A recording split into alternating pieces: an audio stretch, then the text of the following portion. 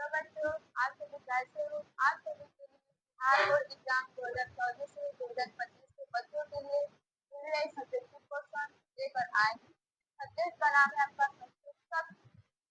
Chapter by chapter से 10 अत्यधिक महत्वपूर्ण प्रश्न दिया जाएगा। आपको उनको याद कर एग्जाम की तैयारी में रोज के साथ जाना है। किसी को याद करने के अलावा इधर से कोई आपको अलग से क्वेश्चन नहीं पूछेगा। आपको ये तो देख लीजिए बिहार बोर्ड एग्जाम 2024 से 2025 के लिए सब्जेक्ट तुम्हारा है बुक से चुना हुआ एक कम सा क्वेश्चन है। इसके अलावा कोई और से क्वेश्चन आने वाला नहीं है।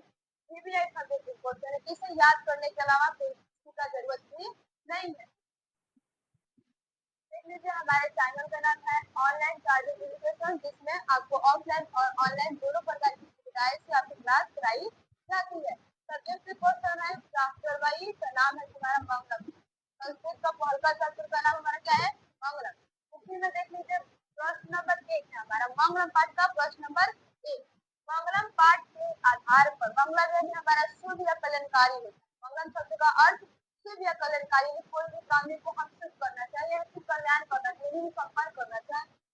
पाठ के आधार पर आत्मा यानी जो हमारे शरीर में आत्मा होते हैं, उसी आत्मा के स्वरूप का हमें क्या करना है?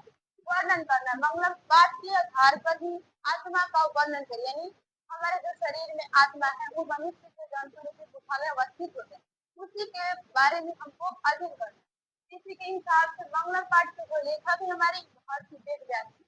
मंगलम पाठ के लेखक कौन हुए? तो महर्षि वेद व्यास हुए। उन्हीं के आधार पर देखिए प्रश्न लिखा गया है, उन्हीं के आधार पर उन्हीं का लेखक वही हुए तो मंगलम पाठ का लेखक। मंगलम पाठ के आधार पर कठोपनिषद यानी कठोपनिषद यानी उपनिषद का अर्थ ही होता है कि गुरु के समीप बैठकर किसी कोई भी ज्ञान की प्राप्ति करना। कठ उपनिषद मंगलम पाठ में 4 उपनिषद दिया, उसी में से कठ उपनिषद के बारे में प्रचलित किया गया है। आत्मा के बारे में बड़ा ही बड़ा ही यानी बहुत सारे बातों पे कही गई है। अपूर्ण यानी बहुत सारे बात विश्लेषण किया गया यानी प्रचलित किया गया, उसके बारे में कुछ कहा गया या समझा गया। मंगलम पाठ के आधार पर कहा गया आत्मा मनुष्य की हृदय रूपी गुफा में अवस्थित। आत्मा हमारे कहाँ अवस्थित है? तो मनुष्य के या जंतुओं के हृदय रूपी, सब किसी के पास तो आत्मा होता है, मनुष्य के पास और जंतु के पास, सभी प्राणियों के पास आत्मा होता है। उन्हीं के हृदय रूपी गुफा में आत्मा बंद रहता है। यह सूक्ष्म यानी बहुत छोटा से भी छोटा, मतलब सूक्ष्म से सूक्ष्म यानी अन्य बहुत छोटा छोटा कण की तरह आत्मा हमारा बहुत छोटा है। इन्हीं की ज्यादातर बड़ा हवाई जहाज की तरह, अगर हमारा आत्मा बहुत छोटा की तरह सूक्ष्म से सूक्ष्म तथा विशाल यानी बहुत बड़ा। विशाल यानी हमारा बहुत बड़ा यानी अच्छा भी दिखाई देता है। हमारा आत्मा सूक्ष्म से सूक्ष्म और विशाल से विशाल है। कर्तव्य यानी हम कोई भी कर्तव्य यानी कोई भी काम करें। कर्म यानी कोई भी काम को करते हुए अपने कर्म को ये बंधन से कोई भी काम के करते हुए जब बंधन में निपटा जाते हैं, इसी से सैन्य विद्वान पुरुष सुख रहित होकर परमात्मा को प्राप्त कर लेते हैं। जो होते हैं विद्वान पुरुष यानी साधक पुरुष। साधक पुरुष संस्कृत भाषा में और विद्वान पुरुष हिंदी भाषा में। वही विद्वान पुरुष सुख रहित होकर आत्मा को अपने रूप में प्रचलित यानी अपने बस में कर लेते हैं। वो कौन? जो विद्वान पुरुष अपने सुख रहित किताब को पढ़ते हैं तब। अब देखिए हमारे बच्चों कौन सा क्वेश्चन तो आ गया हमारा उपनिषद। उपनिषद का ग्रंथ का क्या मूल उद्देश्य होता है? मतलब उपनिषद ग्रंथ का क्या उद्देश्य होता है? उपनिषद ग्रंथ का मूल उद्देश्य क्या है? बेटा हमारा क्या हो गया? उपनिषद यानी गुरु के समीप बैठकर किसी ज्ञान की प्राप्ति करना या कोई भी ज्ञान अर्जन करे, उसी का ग्रंथ के बारे में। अब देखिए इसको क्या करा हमारा उत्तर में देखिए उपनिषद ग्रंथ का मूल उद्देश्य यह है कि उपनिषद ग्रंथ का क्या मूल उद्देश्य है? मतलब बच्चों आप लोग का उद्देश्य क्या हुआ? जैसे हमें मैट्रिक में तब करना है तो आप लोग समझ रहे हैं कि नहीं हम कंबल या कुछ भी मतलब कंबल हुआ या घर के कहते हैं लोग कि भोजपुरी भाषा में गुजरा उसी में बैठकर आप कुछ कर गप कर रहे हैं तो बताइए मैट्रिक में आप लोग गप कर सकते हैं? इसके अलावा नहीं हो सकता कि आप गुजरे में बैठे कंबल में बैठे बैठे गप करेंगे तो हमारा मैट्रिक में तब हो सकते हैं। किसी का उद्देश्य में आप लोग का भी उद्देश्य है कि हाँ हम मैट्रिक में तब करेंगे, तो उसी तरह उपनिषद ग्रंथ का एक मूल उद्देश्य है जो उपनिषद महर्षि वेद व्यास जी बताते हैं कि उन्हीं का मूल उद्देश्य है कि मनुष्य यानी कोई भी मानव, मनुष्य यानी कोई भी मानव जाति को आत्म तत्व अपनी आत्मा के बारे के तत्वों को जानने वाला यानी आत्म तत्व अथवा ब्रह्म ज्ञान यानी ईश्वर की प्राप्ति करने वाला ज्ञान। ब्रह्म ज्ञान यानी ईश्वर की प्राप्ति से परिचित कराना है, मतलब ईश्वर के ज्ञान की प्राप्ति से हमें क्या करना है, उसे प्रचलित होना या परिचित कराना है। उपनिषद ग्रंथ का यही मूल उद्देश्य होता है कि मनुष्य जाति की आत्मतत्व और ब्रह्म ज्ञान को परिचित कराना है तथा गुरु के समीप बैठकर ज्ञान की प्राप्ति करना। यानी उपनिषद का यही अर्थ हुआ कि गुरु के समीप बैठकर ज्ञान की प्राप्ति करना और संसार यानी पहले वाले वस्तुओं को, सांसारिक वस्तुओं को आसक्ति अज्ञान समाप्त करके, अज्ञान यदि जो व्यक्ति ज्ञान प्राप्त नहीं किया उसे क्या कहेंगे, अज्ञानी। आसक्ति जिसके पास शक्ति नहीं हो, जिसके पास आसक्ति, जिसके पास ज्ञान और शक्ति नहीं हो, समाप्त करके ईश्वर यानी ब्रह्म को प्राप्ति करना। क्या होता है हमारा उपनिषद का यही उद्देश्य होता है। आप सभी को देख लीजिए कि हाँ इसी को ये भी ऐसा व्यक्ति क्वेश्चन आपके लिए लेकर आए, अगर आप इसे याद करना चाहेंगे या लिखना चाहेंगे तो स्क्रीनशॉट मारकर अपना रख लीजिए, जो ज्ञान के लिए आपके लिए महत्वपूर्ण प्रश्न लेकर आए। ये भी ऐसा व्यक्ति क्वेश्चन है। अब देखिए अगला क्वेश्चन आपके लिए क्या है, प्रश्न नंबर 3 कह रहे मंगलम पाठ। यानी मंगलम पाठ से जन्म करते हैं कि शुभ या मंगल कार्य का अर्थ होता है। उसके महर्षि वेदव्यास जी लेखक हुए। वही कह रहे मंगलम पाठ की कोई भी मतलब पाठ को जिसमें प्रचलित करते उसको 5 वाक्य में वर्णन करना है। कह रहे 5 वाक्य, 6 वाक्य, 3 वाक्य, कोई भी वाक्य में क्या करना, वर्णन करना है। मंगलम पाठ को जो पूरा अध्याय पर उसी के बारे में क्या करना है, प्रचलित के बारे में समझकर जानकारी को लिखना है। देखिए उत्तर में बच्चे क्या कर रहा है, मंगलम पाठ में संकलित कठोपनिषद मतलब 5 वाक्य अगर आपको पूछने में सुधार खाली इन्हें कि आप एक ही श्लोक को उठा लिए, 5 श्लोक है इसमें से कोई भी श्लोक को उठा लिए। अरे मंगलम पाठ में संकलित यानी संकलित किया गया है कठोपनिषद से लिए गए मंत्र में महर्षि वेदव्यास। कठोपनिषद हमारा क्या हो गया, ग्रंथ का मंत्र हो गया। वही उपदेश में महर्षि वेदव्यास जो लेखक है वही बताना, मतलब वही कहते हैं कि प्राणियों में यानी हम सभी को जीवों के प्राणियों मनुष्य में या जंतु में कोई भी वस्तु से प्राण होता है। प्राणियों की आत्मा हृदय रूपी गुफा में क्या हमारा बंद है। प्राणियों की आत्मा किसमें बंद है, हमारा हृदय रूपी गुफा यानी मानव के जंतु या शरीर में हृदय रूपी गुफा में हमारा बंद है। यह सूक्ष्म से सूक्ष्म और महान से महान क्या बताया बच्चों, अणु से भी छोटा से भी छोटा और महान बने बहुत बड़ा। अगर हमारे शरीर में आत्मा न रहे तो बताइए हम लोग जीवित रह सकते हैं, नहीं बच्चों हम लोग जीवित नहीं रह सकते। इसीलिए हमारा आत्मा क्या है, एक सूक्ष्म से सूक्ष्म और हमारे लिए बहुत महान है। आत्मा को हम अपने वश में नहीं कर सकते। बताइए बच्चों की जब कोई किसी व्यक्ति का मृत्यु होता है, किसी की आत्मा को हम कभी वश में कर सकते हैं, नहीं कर सकते। किसी के लिए हम आत्मा को वश में नहीं कर सकते हैं। विद्वान पुरुष शोक रहित होकर परमात्मा से दर्शन के लिए जाते हैं, आत्मा को वश नहीं करते, बल्कि विद्वान पुरुष उसको उसके बारे में प्रसारित करने के लिए शोक रहित होकर परमात्मा के दर्शन के लिए जाते हैं। तो देखिए बच्चे इसको शॉर्टकट में याद करने का चाहिए। मंगलम पाठ में संकल्प महर्षि वेदव्यास यही बताते हैं, कठोपनिषद में यही बताते हैं कि आत्मा सूक्ष्म से सूक्ष्म और महान से भी महान होती है। आत्मा को कभी वश में नहीं कर सकते, यह अपने शरीर के हमारे शरीर को क्या करता है, रूपांतरण करते रहता है। इसीलिए आप सभी बच्चों को आग्रह है कि आप सभी इसे स्क्रीनशॉट ले लें और उसके बाद इसे अच्छा तरह से याद करके और इसे याद करके ही जरूर जाए, क्योंकि क्वेश्चन है आपके लिए एग्जाम की दृष्टि से बहुत महत्वपूर्ण क्वेश्चन दिया गया है। चलिए बच्चों अब आगे बढ़ते हैं क्वेश्चन नंबर 4। देखिए क्वेश्चन नंबर हमारा 4 पर है कि पठित पाठ के आधार पर, कौन सा पाठ के आधार पर, हमारा मंगलम पाठ। हमारा मंगलम पाठ के आधार पर सत्य की महत्ता यानी हम लोग जो वचन बोलते हैं वो सत्य असत्य दोनों प्रकार के वचन बोलते हैं। कोई व्यक्ति सत्य बोलता है तो कोई व्यक्ति असत्य बोलता है, किसी भी आधार पर। इसीलिए मंगलम पाठ के आधार पर उसी में प्रचलित किया गया कि सत्य के बारे में और असत्य के बारे में, कि सत्य की जीत होती है और असत्य की नहीं होती। कभी कोई छल कपट से जीतेगा तो वो बाई चांस ही मतलब छल ही वाला जीतता है। जो सत्य के राह पे चलते चलते अपने कोई भी कार्य को पूरा करेगा वही व्यक्ति क्या कहलाएगा, सत्य राह पर ही चलता रहेगा। इसीलिए कह रहा है पठित पाठ के आधार पर सत्य की महत्ता पर प्रकाश डालिए। पाठ्य के आधार पर सत्य की महत्ता पर प्रकाश डालना। उत्तर में कह रहा है बच्चों पठित पाठ के आधार पर, कौन से पाठ के आधार पर हम लिखेंगे तो मंगलम पाठ के आधार पर महर्षि वेदव्यास पाठ के लेखक कौन है हमारे, महर्षि वेदव्यास जी। वेदव्यास ज्ञानी ईशावास्य मुंडक उपनिषद उपनिषद वेदांत उपनिषद उसी में से मुंडक उपनिषद में कितना प्रचलित हो जाता है सत्य की महत्ता को पता चला। इसलिए पहले महर्षि वेद व्यास बताते हैं कि मुंडक उपनिषद में सत्य की महत्ता पर प्रकाश डालते हुए बताते हैं कि मतलब मुंडक उपनिषद में महर्षि वेद व्यास सत्य की महत्ता सत्य पर प्रकाश डालते हुए बताते हैं कि सत्य की जीत होती है। किसका जीत होती है बेटा? सत्य की जीत होती है। कभी असत्य की जीत होगी तो हर ग्रंथ में पक्का है कि नहीं होगा। अगर हम कोई भी राह पे चलेगा मतलब सत्य पे चलेंगे तब तो हमारा अच्छाई की जीत होगी, बुराई की जीत तो नहीं होती। इसलिए पर हमारे कौन सी जीत होती है? सत्य की जीत होती है। मिथ्या मतलब मिथ्या झूठ बोलने वाला व्यक्ति जैसे कोई ऐसा जैसे मम्मी लोग पूछते हैं कि बेटा पढ़ रहा है तो तुम लोग कहते हैं हाँ हाँ पढ़ रहे हैं मगर पता नहीं क्या तुम लोग बात करते करते रहते हैं। इसीलिए मिथ्या नहीं कभी झूठ हम लोग भी बोल देते हैं।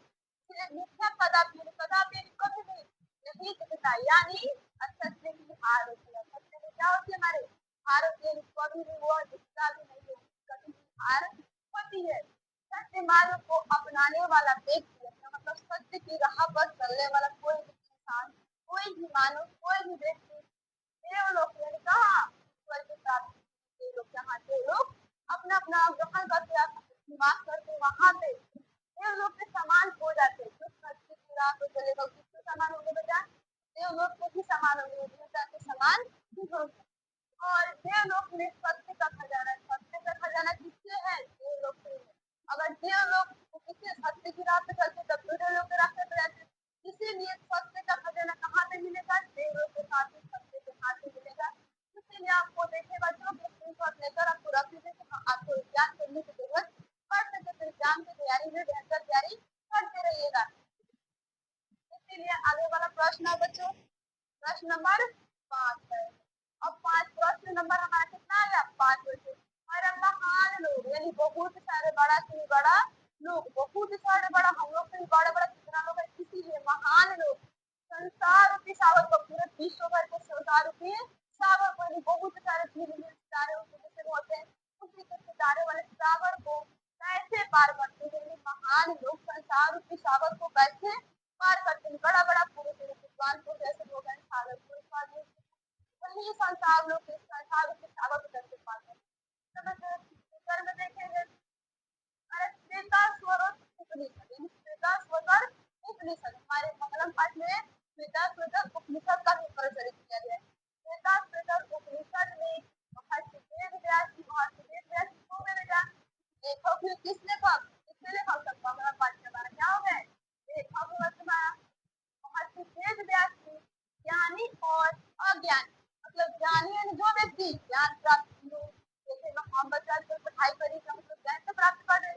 अगर जो भी बच्चे नहीं पढ़ते वो अज्ञानी ही है। जो बच्चा ज्ञान प्राप्त करेंगे तो क्या कहेंगे बेटा? अज्ञानी कहेंगे। और अज्ञानी जो जिसके पास ज्ञान पूरा सही नहीं है क्या कहेंगे आप? अज्ञानी।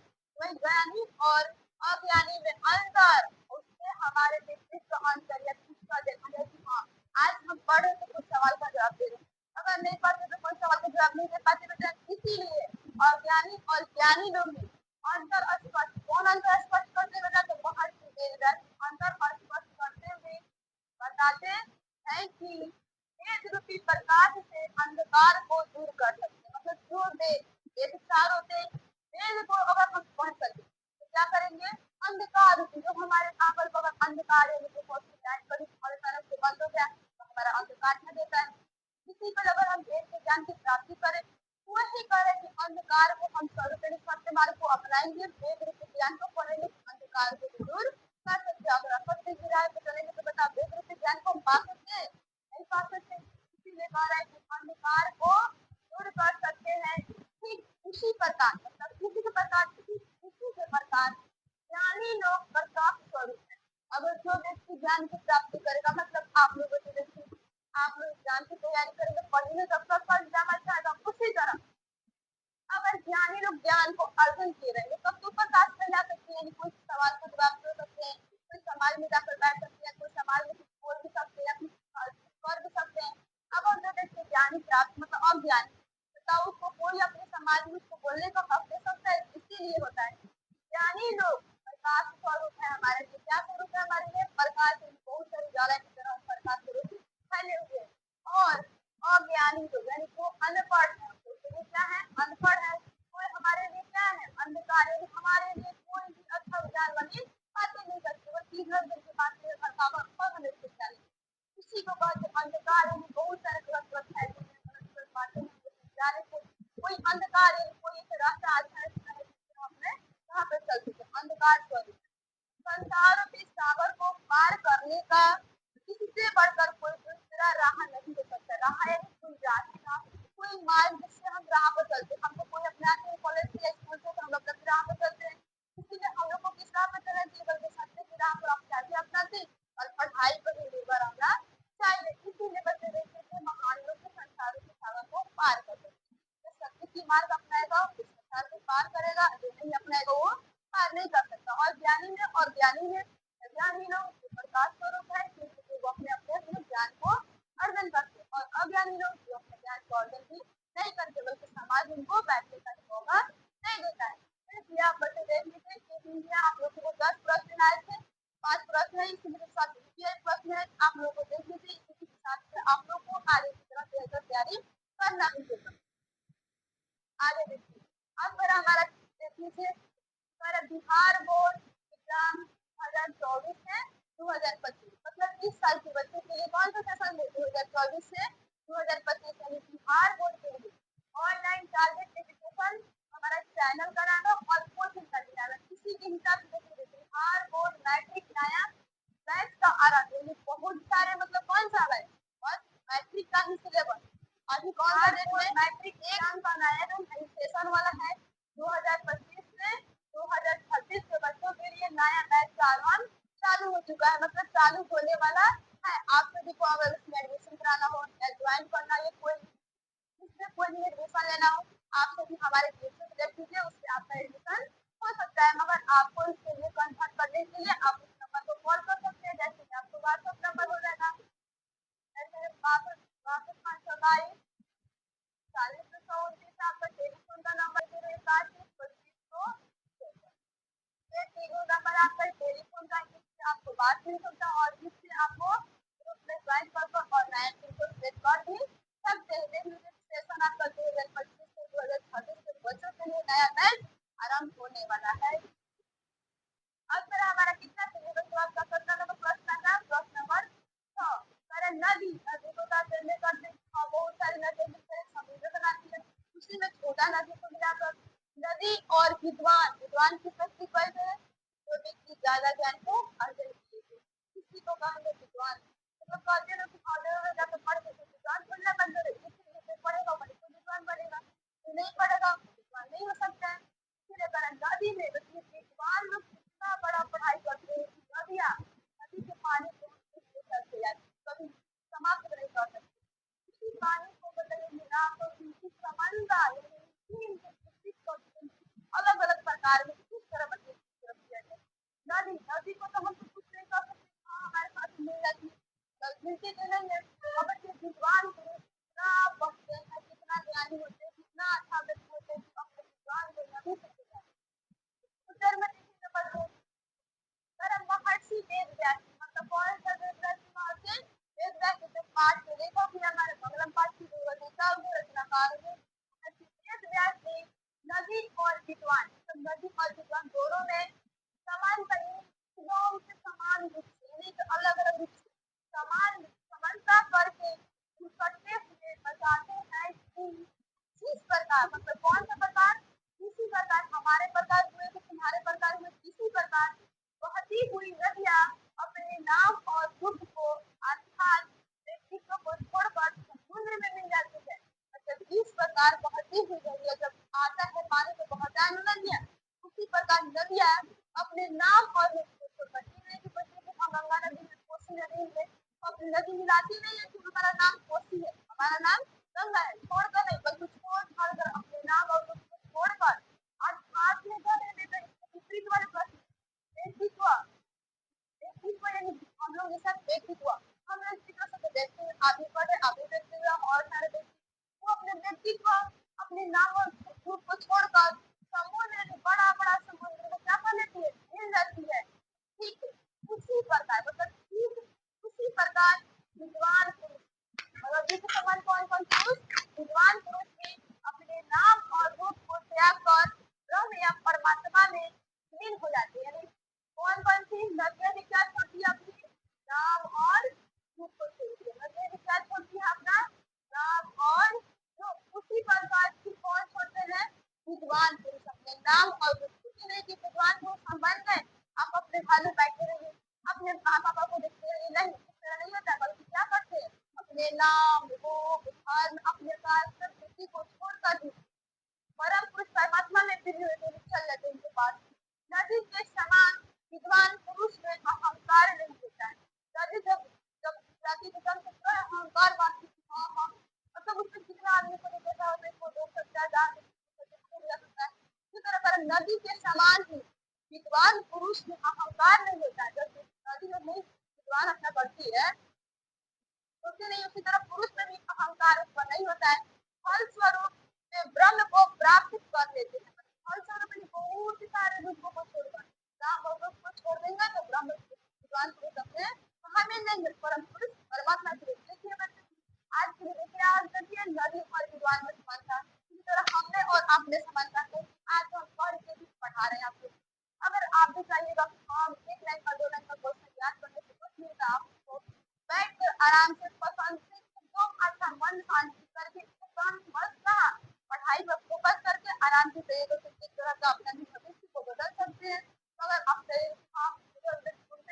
सुनते कर ले अपना काम नहीं होने वाला है।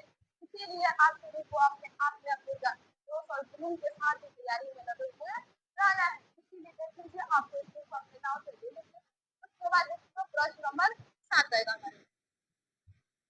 प्रश्न नंबर कितना है? क्वेश्चन नंबर 7 है। वही हम पाठ के हाथ में 10 कर सकते हैं, बस अभी हो चुका और 7वां प्रश्न 10 आया। देखिए आत्मा को पढ़ा। आत्मा यानी हमारे कौन सी? हमारे शरीर के अंदर क्या है हमारे पास? आत्मा। आत्मा से तो हम जीवित रह सकते। आत्मा निकाल के देखने मतलब आदमी किस समान होगा? मरण के समान होता है। उसको हमारा बस खाता कोई नहीं है, बस निकाल सकता है। इसलिए कहते हैं आत्मा का स्वरूप कैसा है? हमारा जो आत्मा है उसका आकार कैसा है? उसका स्वरूप कैसा है? उसका स्वभाव कैसा है? वो क्या काम करते हैं हमारे शरीर में? हमारे शरीर में यही काम करते हैं कि अगर नहीं रहेंगे तो हम जीवित रह सकते हैं, हम नहीं रह सकते। इसलिए कार्य कहाँ रहती है? मतलब पूछ रहा आत्मा का स्वरूप स्वभाव क्या है उसका? वो कहाँ रहती है? मतलब देखेंगे बच्चे कौन से पिक्चर में हमारा जीव का नॉलेज देखिए कौन है? आत्मा आप लोगों को बताया कि अनिल आत्मा और तथा महान से महान होती है। हमारी आत्मा क्या होती है? आत्मा का स्वरूप नहीं। आत्मा सूक्ष्म से सूक्ष्म, छोटा से अणु से अणु और महान से महान, ज्यादातर महान से महान। अगर आत्मा मेरे महान, इसी को महान कार्य है, महान है। आत्मा प्राणियों के हृदय रूपी गुफा में अवस्थित है। आत्मा को कहाँ अवस्थित है? कहने की मतलब यह कहाँ रहती है? आत्मा प्राणियों के लिए, प्राणियों प्राण की अवस्थित हम लोग कह देंगे तो हम लोग प्राण है, हम लोग प्राण है। इसीलिए कह देंगे हाँ प्राणियों के, प्राणियों के हृदय रूपी हृदय यानी धड़कन के पास, मतलब हृदय के हृदय रूपी गुफा में कुछ आत्मा की दिक्कत होती है, किसी को खबर नहीं पड़ती। फिर उसी रूपी गुफा में हमारे अवस्थित है थका हो जाए कभी नहीं पूरी सोच रहे आगे देखें। हाँ मनुष्य के पास आत्मा हो, कोई व्यक्ति के पास आत्मा हो गया और किसमें शरीर से आत्मा निकल आप इसमें लिखा ऊपर गया मगर नहीं, आत्मा की मृत्यु कभी नहीं। आज तुम्हारे शरीर या हमारे शरीर दूसरे खुद पर आत्मा दूसरे तक नहीं मिला तो खुद नया रूप जन्म ले लेगी। अगर आत्मा की मृत्यु कभी नहीं होती है और इसे हम अपने वश में नहीं कर सकते। और हम इसे अपने वश में करते तो बताइए आगे बढ़ते और किसी को तो जितना कर सकते हैं बढ़ रहा है या बढ़ने वाला बढ़ चुका है तो अपने वश में पहले रहते तो हम लोग हो जाता हमारे वाला आदमी जिंदा रहता। अगर चाहते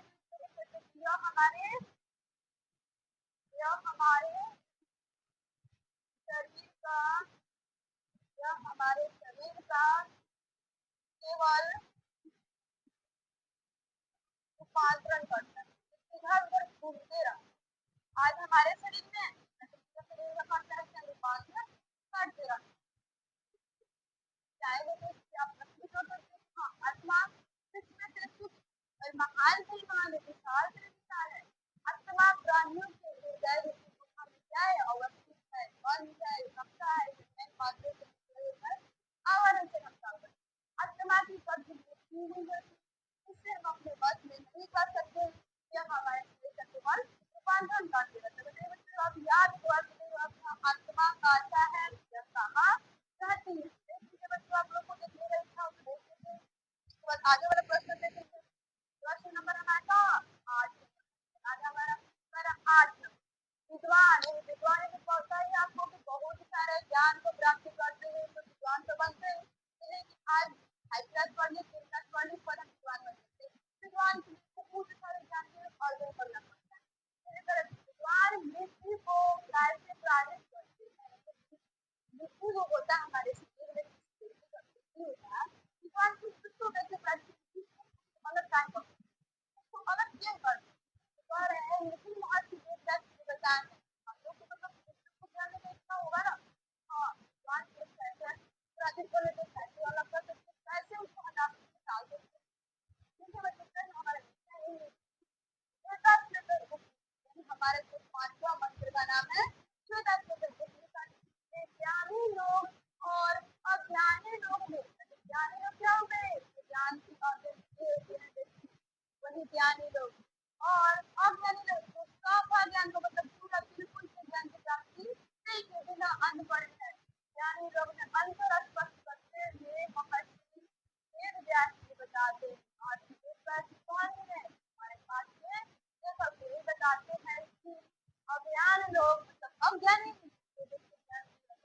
नहीं किया है किसी को अज्ञान लोग अंधकार बहुत सारे प्रकाश विभिन्न प्रकार और कम के प्रकाश स्वरूप है मैंने प्रकाश है ही नहीं वही अंधकार स्वरूप है मतलब है और ज्ञानी लोग ज्ञानी नहीं प्रकाश स्वरूप बिना मेहनत का कोई ज्ञान अर्जन नहीं कर सकते चाहे कि हम घर में बैठे बैठे हम ज्ञान का अर्जन कर सकता है बिना कोई कॉलेज बिना कोई जाते हैं तो कोई ज्ञान की प्राप्ति नहीं कर सकते मगर आज बस शिक्षा मतलब बस हर कोई अपना अपना भाई मोबाइल पर इसीलिए पर ज्ञान लोग ज्ञानी लोग प्रकाश स्वरूप अमर को ज्ञान अर्जन करने लोग क्या कहलाएंगे प्रकाश स्वरूप यानी कोई व्यक्ति कोई स्टेशन में कोई भी हो मतलब कोई भी जगह कोई भी शहर जा सकते तो वक्त चाहे तो उनके पास बुद्धि ज्ञान तब तो भी आपसे पढ़ कर या कोई भी रास्ते से जा सकते अगर नहीं रहेगा तो इसका मतलब क्या अंधकार में नहीं आए आता ही नहीं इसीलिए प्रकाश स्वरूप कौन रखेंगे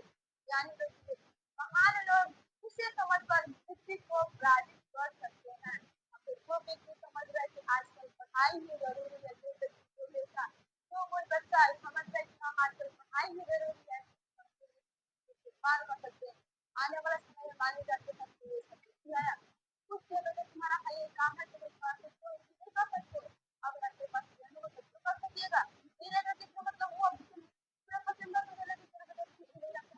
उसको कुछ नहीं दे करके आपको अंधकार में छा देगा जब आपके पास कोई इसलिए बेटा आप लोग को क्या करते रहना आगे की पढ़ाई करते रहना इसीलिए देखिए कि आपको भगवान के स्तर से प्राप्त करते हैं आने वाला क्वेश्चन करा नहीं नदियाँ समुद्र में कैसे रहते हैं समुद्र में कैसे मिलती कोई ऐसा नदियाँ कोसी हुई है गंडक हुई है यमुना हुई है गंगा हुई है सब नदियाँ अपने अपने जगह पर कैसे हासिल करती है देखिए बेटा नदियाँ अपने नाम और रूप अपने नाम और कोसी नदी हो तो कोसी में नदी नहीं कोई एक नदी में मिल सकती है तो नदियाँ अपने नाम और रूप आकार दृष्टिकोण में कौन फैला हुआ किसी को छोड़कर ये नहीं कि हम एक फीट या 2 फीट में है तो 1 फीट में रहेंगे नहीं किसी भी जगह लंबाई 1 किलोमीटर 2 किलोमीटर किसी आगे नहीं जा सकती अपने नाम और रूप को छोड़कर समुद्र में क्या होती है विलीन हो जाती है नहीं मिल जाती है ठीक उसी प्रकार